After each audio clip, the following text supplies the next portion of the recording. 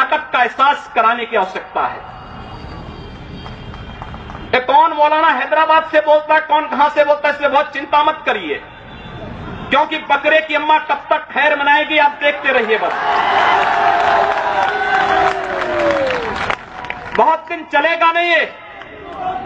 उन सबको मालूम है कि आने वाला समय और आने वाला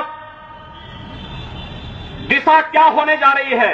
यह हिंदुत्व की सदी है और हिंदुत्व की सदी केवल भारत की नहीं दुनिया की सदी होगी। पूरी दुनिया के अंदर हिंदुत्व का झंडा एक बार पुनः मजबूती के साथ भगवा झंडा दुनिया के अंदर कोने कोने में लहराएगा। उसके अनुसार एक बार पुरुषार्थ किए जाने की आवश्यकता है। हिंदू कभी निराशावादी नहीं हो सकता है, कभी नहीं। दुनिया के अंदर तमाम संस्कृतियां मिट गई, तमाम परंपराएं मिट गई, सब कुछ नष्ट हो गया, कोई पूछने वाला नहीं, इतिहास में नाम शेष हो गए। लेकिन इतनी विपत्तियों के बावजूद, हजारों हमलों को झेलने के बावजूद, तमाम षड्यंत्रों के बावजूद, अंदर और बाहर दोनों से हमलों को जूझते हुए भी अगर सनातन हिंदू धर्म मजबूती के साथ खड़ा है तो वह किसी के बल पर नहीं, इस जनता की ताकत के बल पर है। और जब तक ये आस्था सनातन हिंदू धर्म के प्रति आप सबकी बनी रहेगी, भारत माता के प्रति आपकी बनी रहेगी, दुनिया की कोई ताकत आपका बल बांका नहीं कर पाएगा। हमें किसी ओबामा से सर्टिफिकेट की आवश्यकता नहीं। हिंदुत्व पर जो प्रहार करेगा उसको महाप्रलय को स्वयं आमंत्रित कर देगा, उस महाप्रलय की चपेट में स्वयं भी आएगा। इस बारे में किसी को कोई गलतफहमी नहीं होनी चाहिए। और इसलिए बंधुओं, आप सबका मैं आह्वान करूंगा।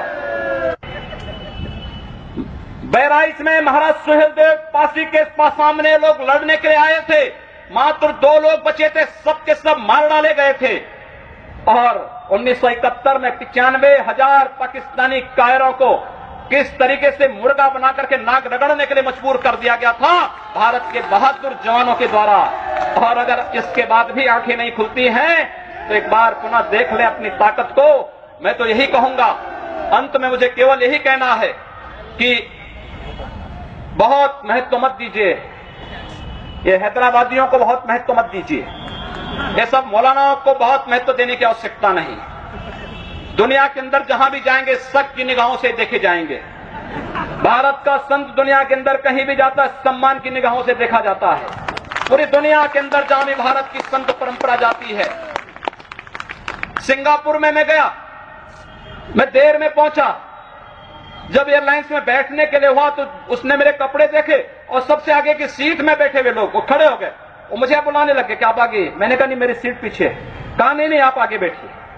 वहां की थाईलैंड में गए, वहां की बस में आगे की 2 सीट तो केवल संतों के लिए है, यानी मुफ्त में यात्रा करिए, जितनी यात्रा कर सकते हैं। दुनिया के अंदर कहीं भी आप जाएंगे भारत की संत परंपरा का सम्मान है और भारतीय नागरिकों का सम्मान है।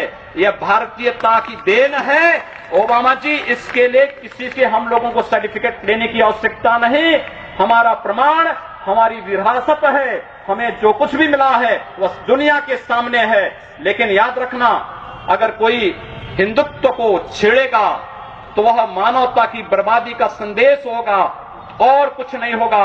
हिंदुत्व दुनिया के अंदर सुख और शांति का प्रतीक है और विश्व हिंदू परिषद इसका नेतृत्व कर रहा है। विश्व सुरक्षा की गारंटी हो। मैं कहता हूं भारत के मौलानाओं से और भारत के पादरियों से भी, आज ISIS नाम का एक आतंकी संगठन इराक और सीरिया के अंदर जिस निर्ममता के साथ मानवता को कुचल रहा है, वहां पर यजीदी समुदाय के साथ साथ तमाम अल्पसंख्यक समुदायों को बड़ी निर्ममता के साथ काटा जा रहा है। और यही नहीं, शिया मुसलमानों को भी मारा जा रहा है, उसी बर्बरता के साथ काटा जा रहा है।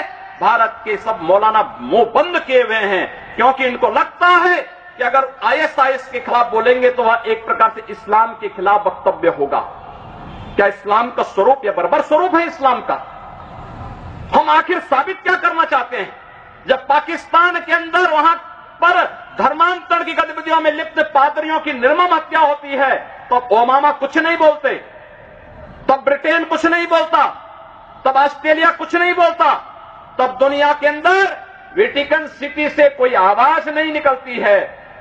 मैं एक दिन पढ़ रहा था मक्का के बारे में, सऊदी अरब के इस पवित्र शहर के बारे में।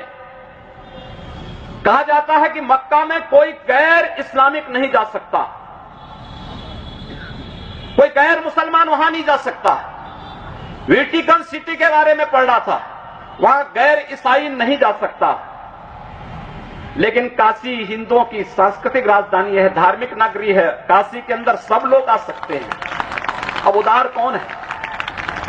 यानी हमारी काशी में सब लोग आ सकते हैं, ऊंची ऊंची मीनारें बना सकते हैं, मीनारों से चिल्ला सकते हैं, तो भी हम पर आवाज, तब भी हम पर आरोप लगते हैं। लेकिन सऊदी अरब में, मक्का मदीना में कोई दूसरा नहीं जा सकता, कोई नहीं जा सकता, कोई दूसरा गैर मुस्लिम नहीं जा सकता। वेटिकन सिटी में कोई गैर ईसाई नहीं जा सकता, लेकिन उन पर कोई आरोप नहीं लगता है, आरोप हम पर लगता है। आप